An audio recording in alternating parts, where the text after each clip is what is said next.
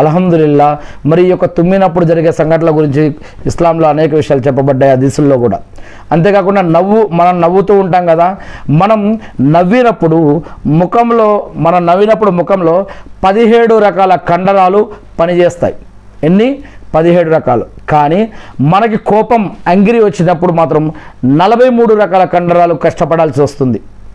కాబట్టి దానికంటే కోపపడటం కంటే కూడా మరి నవ్వటం ఎంతో మంచిది. మనసుకి ఆనందంగా ఉండడం కోసం, రిలాక్స్గా ఉండడం కోసం, ప్రశాంతంగా ఉండడం కోసం ప్రయత్నిస్తాయి. అది ఇంకా ఆరోగ్యకరమని ఇస్లాం తెలియజేస్తూ ఉంది. అంతేకాకుండా శరీరం యొక్క ఉష్ణోగ్రత విషయానికి వస్తే మన శరీరం ప్రతి 30 నిమిషాలకు సగటున 2 లీటర్ల నీటిని వేడి చేయడం కోసం ఎంతైతే వేడి కావాలో అంత వేడిని అది ఉత్పత్తి చేస్తూ ఉంటుందని మరి అనేక రకాల శాస్త్రీయంగా కూడా ఈనాడు తెలియజేయడం జరుగుతూ ఉంది. నిజంగా ప్రతి సెకను మనకు తెలియకుండానే మన శరీరంలో ఎన్నో పనులు జరుగుతూ ఉన్నాయి. మనకు తెలియకుండా ప్రతి సెకండ్లో కంటే ఇంకా తక్కువ సమయంలో కూడా మనకు తెలియకుండానే ఈ యొక్క ఎంటిక పై భాగం నుంచి కాలి గోటి బయట భాగం వరకు కూడా మన శరీరంలో ప్రతి క్షణం ఎన్నో పనులు జరుగుతున్నాయి.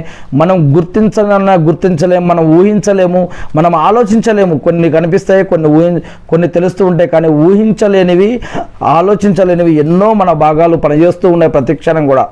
ఇటువంటి మిషనరీని పెట్టిన ఆ దేవునికి స్తుతి స్తోత్రాలు అల్హమ్దులిల్లా.